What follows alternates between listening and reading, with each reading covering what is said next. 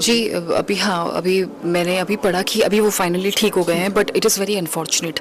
कितना ज़्यादा देखभाल करना पड़ता है। अभी आप खुद ही सोचिए, डाकू महाराज की 105 करोड़ की सक्सेस के बाद माई मदर, इन्होंने मुझे गिफ्ट की diamond studded Rolex, and my father ने मुझे ये मैंने हाथ में पहनी हुई छोटी सी मिनी वॉच गिफ्ट करी। সম্প্রতি সাইফ আলী খান এক ভয়াবহ হামলার শিকার হন। গুরুতর আহত হওয়ার পর তাকে হাসপাতালে ভর্তি করা হয়। তবে এখন তিনি সুস্থ হয়ে বাড়ি ফিরে এসেছেন। এই ঘটনার পরপরই উর্বশী রতেলা এক সাক্ষাৎকার দেন, যেখানে তিনি তার মন্তব্য নিয়ে দুঃখ প্রকাশ করেছেন।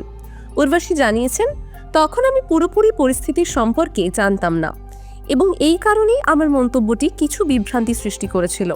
তিনি আরও জানান, যখন তিনি তার সিনেমা ডাকু মহারাজের সফলতা নিয়ে খুবই উত্তেজিত ছিলেন, তখন ওই উত্তেজনার মাঝে কিছু ভুল বোঝাবুঝি হয়ে যায়।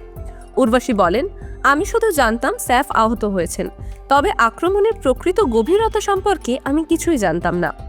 আমার উচিত ছিল আরও সচেতন হওয়া এবং বিষয়টি গুরুত্ব বুঝে তারপর কথা বলা। তিনি স্পষ্ট করেছেন যে কোনো দিনও কাউকে আঘাত করার ইচ্ছে তার ছিল না। বর্তমানে সাইফ সুস্থ হয়ে উঠেছেন এবং উর্বশী তার দ্রুত সুস্থতার জন্য শুভকামনা জানিয়েছেন।